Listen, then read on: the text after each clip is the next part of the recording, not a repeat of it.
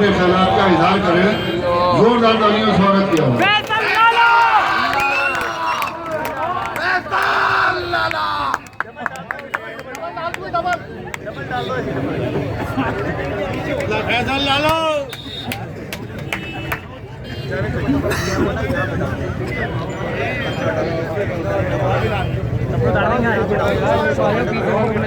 शाम होते ही वो सूरज से हुकूमत छीन लेता है।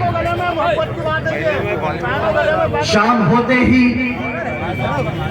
वो सूरज से हुकूमत छीन लेता है। सुबह होते ही वो तारों से क़यादत छीन लेता है। तरीके सीख जमीन पर उसके चलने फिरने के, तरीके सीख जमीन पर उसकी चलने फिरने के, तकब्बुर करने वालों से वो इज्जत और दौलत छीन लेता है। आज इस कांग्रेस पार्टी के जलसे में मंच पे मौजूद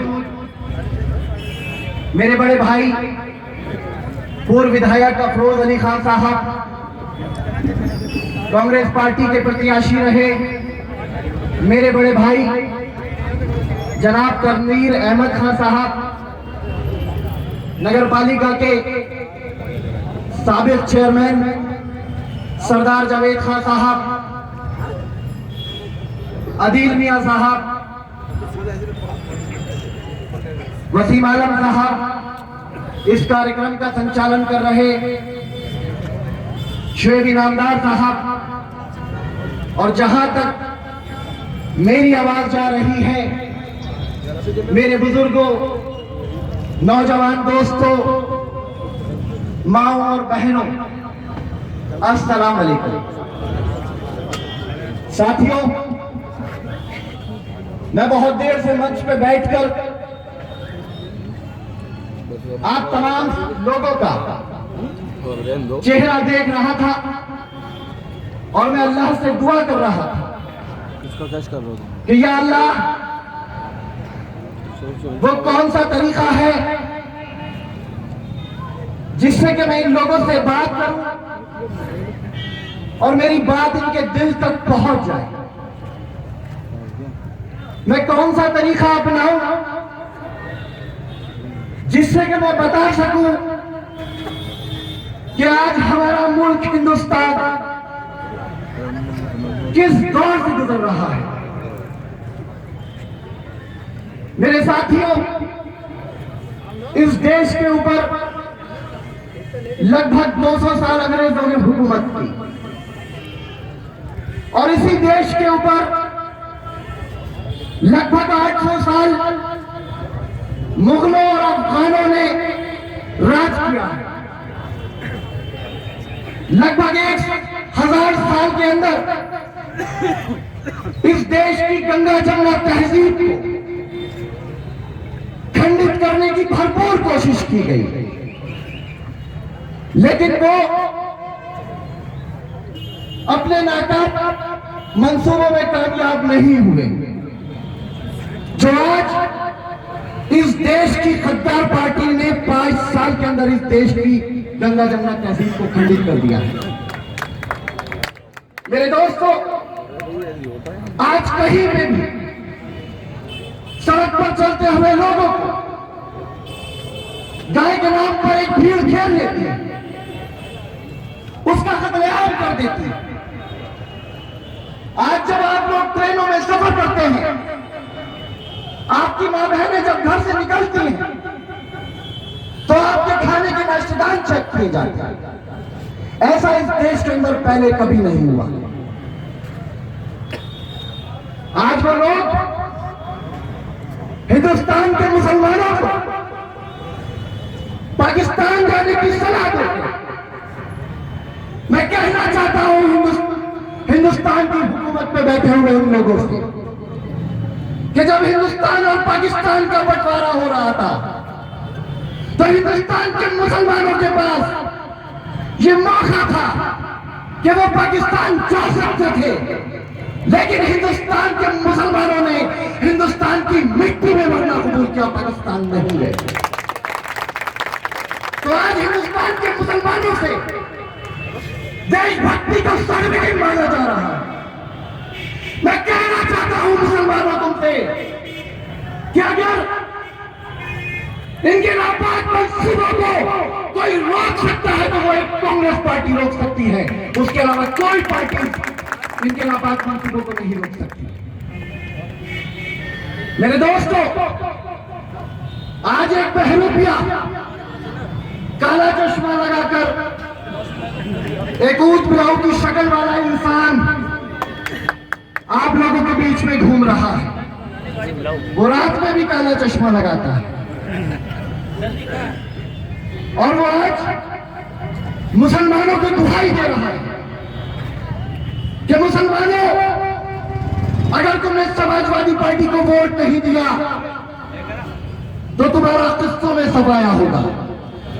मैं पूछना चाहता हूं उससे कि वो मुसलमानों का रहनुमा कहां था जब मुजफ्फरनगर के अंदर दंगे हो रहे थे और मुसलमानों की बहन बेटियों की इज्जत आबरू उछाली जा रही थी।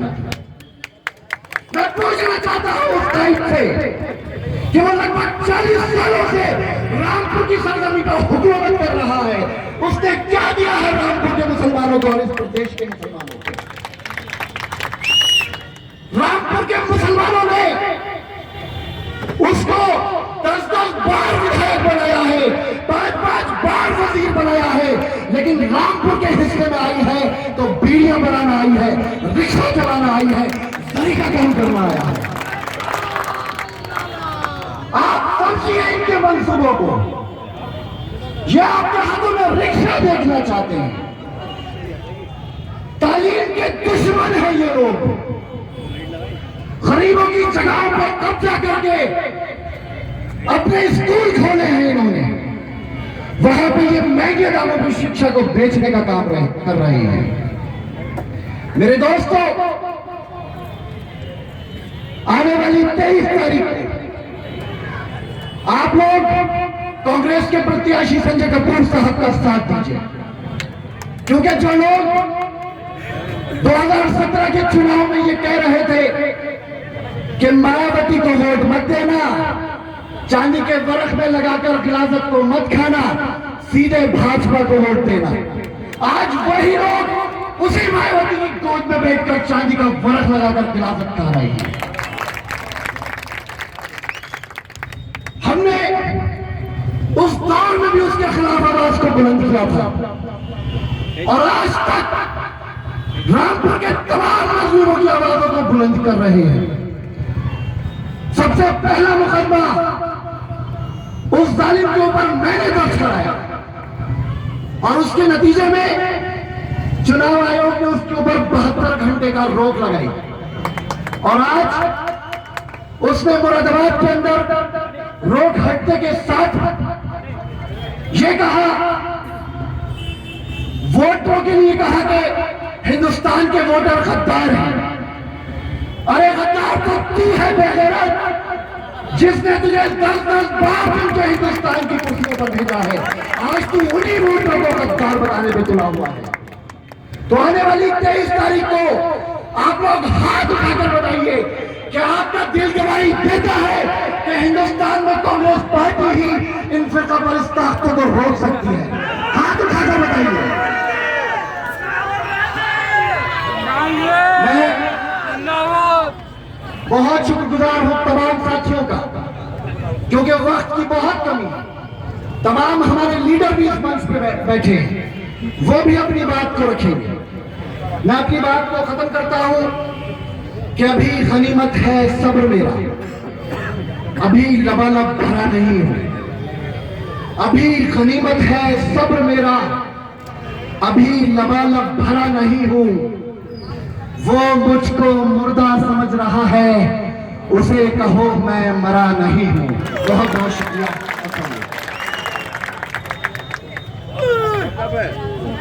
ये थे फैसल लाला साहब। ये रात में चश्मा लगा के घूमने वाले की मैं आपको असलियत बता दूं,